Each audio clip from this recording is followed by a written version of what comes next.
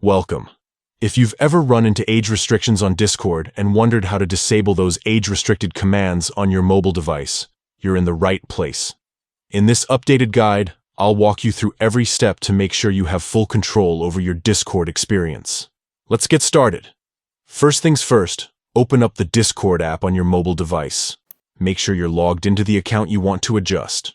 Once you're in, look for your profile icon. It's usually at the bottom right corner of the screen. Go ahead and tap on it to access your user settings.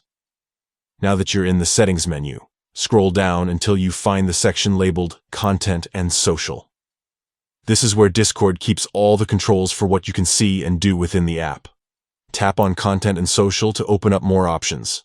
Within this menu, you'll see a variety of settings, but the one we're looking for is called Enable Age-Restricted Commands. This toggle controls whether or not you can use commands that are limited to users above a certain age. If the toggle is on, age-restricted commands will be available. If you want to disable them, simply tap the switch to turn it off.